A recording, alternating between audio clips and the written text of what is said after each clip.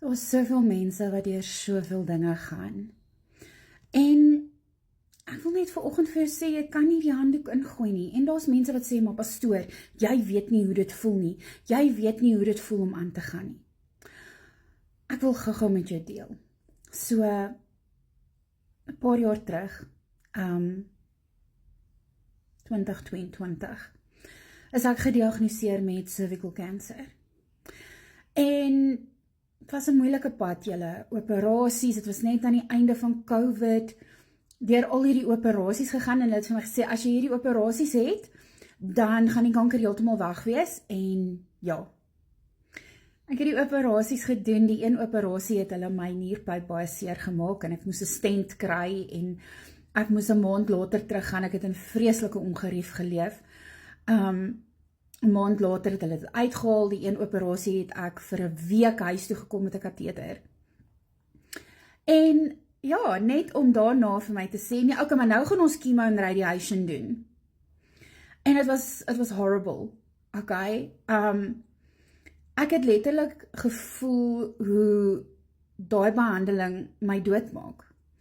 Daai radiation, ek kon nie meer nie. Die radiation was vir my erger as die chemo. Ek het nie die rooi duiwel gehad wat die sterkste chemo is nie. So ek was blessed in daai geval, maar dit het my nog steeds baie siek gemaak. Ek was rarig, ek het daai by die huis gekom, as dit nie vir my dogter Nicole was nie, weet ek nie, ek weet nie hoe sou ek deur dit gekom het nie. Sy het seker gemaak ek eet, en sy was daar, en as ek iets nodig gehad het, was sy daar. En het was 'n baie moeilike tyd, maar ek is deur dit. En ek was net so ruk in remissie gewees, en daar val die vyand my huwelik aan. En die man waarvoor ek gebid het van die Here, word by my gesteel. En jy dink dalk ek weet nie wat dit is, as jou huwelik verbrokkel nie, as jou verhouding verbrokkel nie, daai vernedering, daai verwerping, want daar's 'n ander party, en jy voel jy's nie meer goed genoeg nie, veral na iets soos kanker. Dit vat aan 'n vrou veral. Ek beklei nou al 2 jaar en 2 maande. En ek beklei nie deur met hom te beklei, of wat, nee, ek beklei op my knie. Ek beklei deur elke dag van my lewe vir hom te bid. Mis ek hom? Ja, verskriklik. Ek doen, en ek weet die Here het 'n plan en 'n doel in ons lewe. Net soos wat die Here 'n plan en 'n doel met die kanker gehad het. Die Here is goed vir my, ek het 'n dak oor my kop, ek het kos om te eet. Is daar dae wat my finansies nie goed is nie? Ja. Daar's dae wat ek nie weet, Here, hoe gaan ek by die werk kom? Here, wat gaan ek eet vanaand? Maar die Here voorsien altyd. Altyd. By die werk gaan 'n mens deur goed. Ek is vals beskuldig al, my karakter is al aangeval hier op TikTok. En dan dink 'n mens, Here, ek doen net wat U my geroep het om te doen. As iemand 'n boodskap stuur en ek het die tyd, dan sal ek dadelik antwoord. Daar's soveel mense wat vir my vra, bid vir my. En ja, baie keer is die aanvalle erg as gevolg van dit, want die vyand wil nie sy hold op mense opgee nie. Die naweek het ek mense gedoop, en die volgende dag het die aanvalle gekom. Maar ek weet die aanvalle gaan kom. En die vyand gaan alles probeer om my te stop. Weet, gister, ek gaan vir lymfdreining, mense besef nie die neeweffekte van kanker nie. En dis iets waarmee ons wat deur kanker is, die res van ons lewe sal struggle. Dinge is net nie meer dieselfde nie, daar was skade aangerig aan jou liggaam.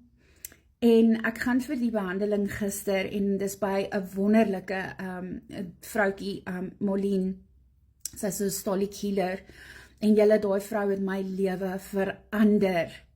Prys die Here vir haar.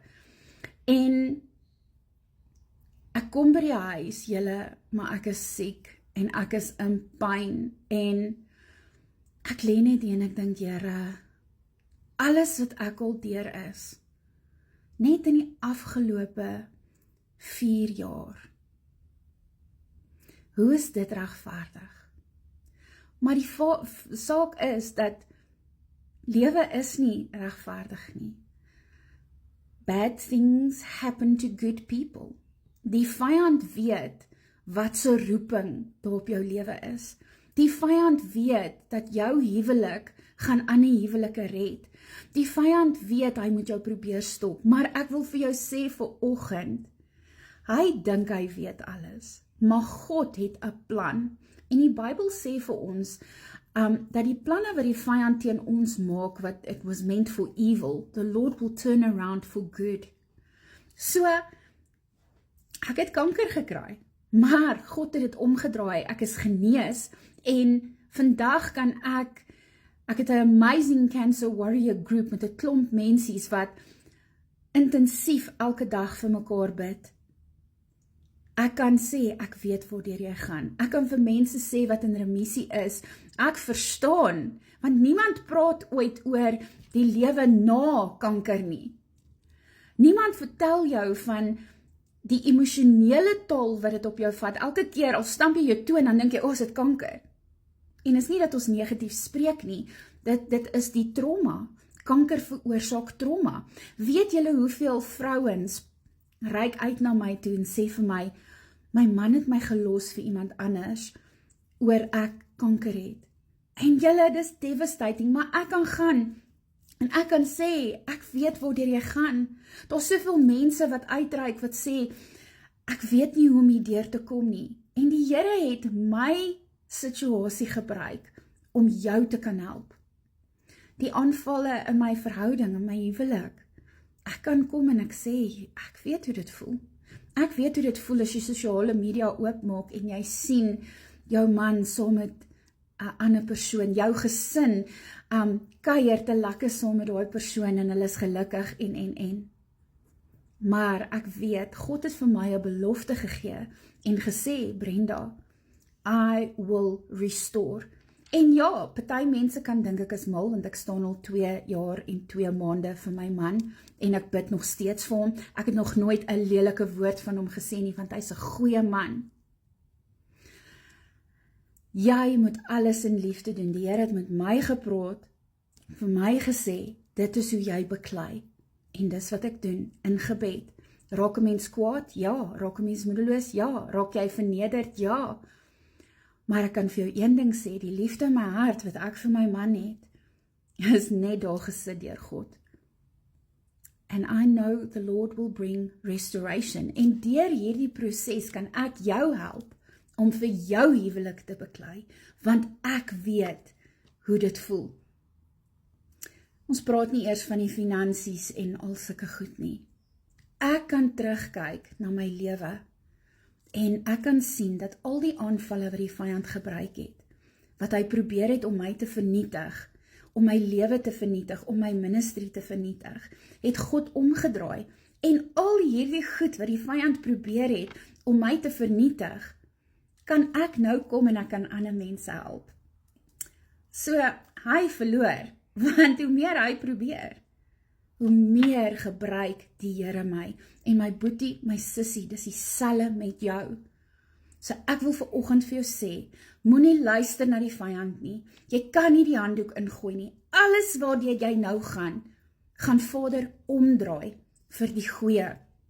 Of jy siek is, of jou huwelik aangeval word, of dit jou kinders is, of dit jou finansies is, jou werk, wat ook al.